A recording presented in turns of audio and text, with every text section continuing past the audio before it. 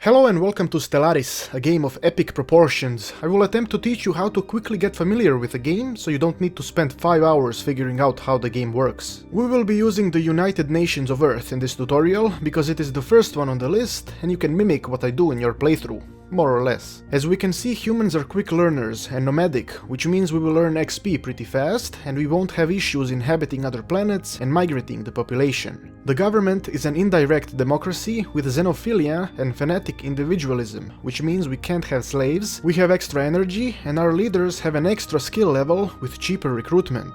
It is important to understand these settings because they affect how you should play the game. We will play in a small galaxy with 5 AI empires and none of them will be advanced. This gives you a fair chance to actually win at some point. Once we are in the game, the first thing we see are science and construction ships. The science ship is used to explore star systems, while the construction ship builds stations and platforms. We also get a small army for some safety. The first thing we need to do is view the galaxy. This is done by pressing this button. The star systems located within the blue circle are within our borders, and we can freely build stations and colonize planets on them. Since there is so many planets within our border, there will be no need to expand that border anytime soon, which means that we can focus on building stations and generate resources from these planets. Before we do all that, we should put some technology into research. There are 3 brackets of technology: physics, society, and engineering, and each one of them has a leader who is doing the research. The physics leader researches everything 5% faster, society leader researches biology technologies 10% faster, and the engineering one researches materials faster. The physics tech offered are gravitic sensors that also increases surveying speed.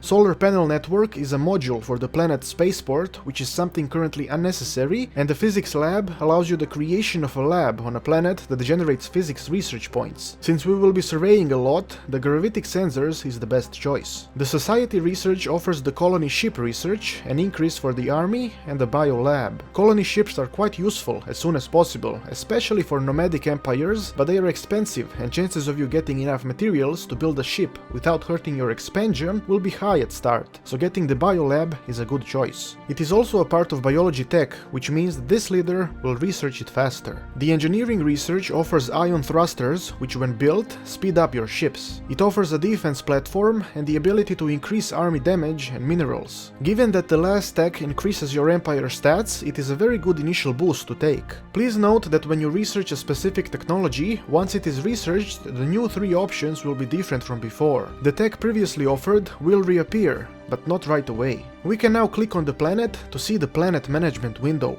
We can see the governor and all the statistics of the planet. As long as the food number is positive, the population will grow. It is also possible to enact certain edicts specific to the planet.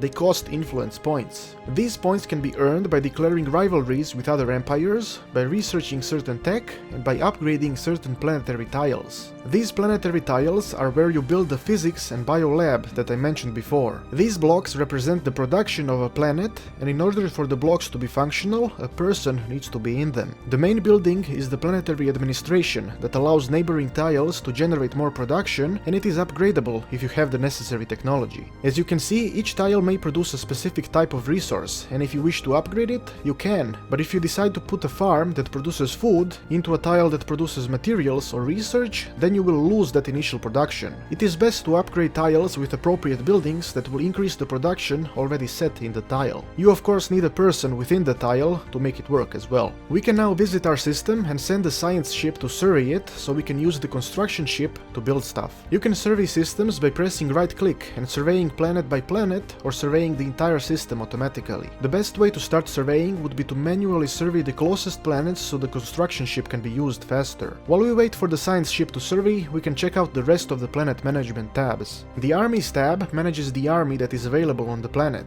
In case someone decides to attack the planet, these defenses will be ready to protect it. The spaceport tab is used to build new ships and upgrade the planet's orbital infrastructure. At the beginning, you can build a standard fighting ship and the 2 ships we already have. The spaceport upgrade is locked because we need to research it first. The solar panels that we had in the research options, once researched, are added into the module to produce more energy. And now, once a planet with resources is available, we can place a station on it for 90 minerals, Marie. By using shift and issuing commands, you can quickly make sure the ships are busy for a long time while we go get rid of our bodily fluids. You probably noticed some inaccessible tiles in the planet management tab. All planets will have these blocked blocks that can be removed at a cost. The ones on this planet can be removed immediately, but most planets will have jungles, animals, volcanoes and other shit in the way that can be removed only after you research the technology necessary to remove it. At this point you must be annoyed that I still haven't mentioned how to actually expand the borders. Well, borders can be expanded in a few different ways. One way is by just playing the game and building things. The border will slowly expand, similarly to dead bodies, very slowly, but after a while you notice how fat it is and that it's about to explode. Another way is by building the frontier outpost. It can be built on any surveyed planet in the galaxy, but it costs a shit ton of influence points. You will probably never be able to generate more than 8 influence points at a time, so you need to be very careful how many and where do you place the outposts. The third way of expanding the borders is by colonizing planets. This is basically the same way as the first one, but colonization makes the expansion faster, so you can notice it immediately. Colonization can be done only after you have a colony ship and you survey a habitable planet within your border. When searching for the best planet to place your parasitic scum on, go for a planet with a lot of tiles, so the infection can spread more effectively. You can also expand your borders by declaring war and conquering enemy planets, but that comes a bit later. Every established planet has a spaceport that has a lot of defenses, so you'll need a big army to conquer planets. When recruiting new leaders, pay attention to their special skills. For example, if you want a scientist who will survey planets, you want them to have skills related to anomalies. What about the ship builder?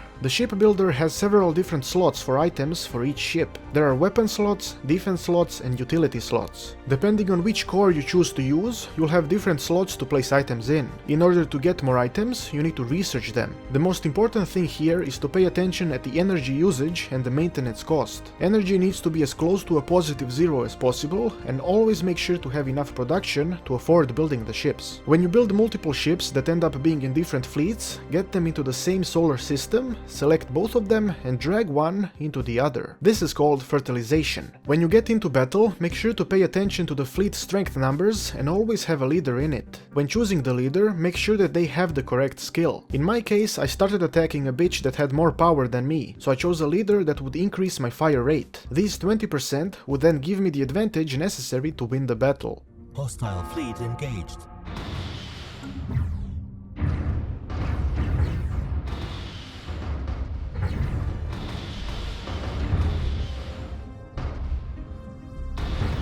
Situation log updated.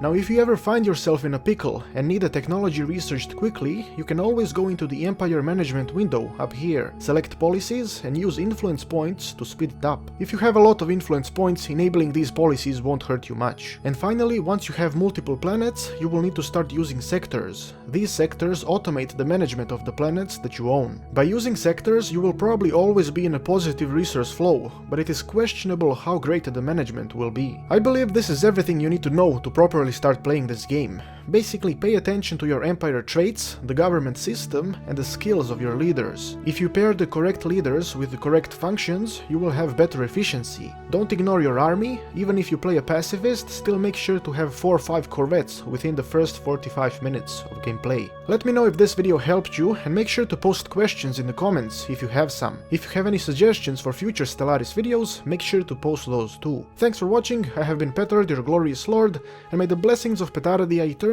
touch your butt.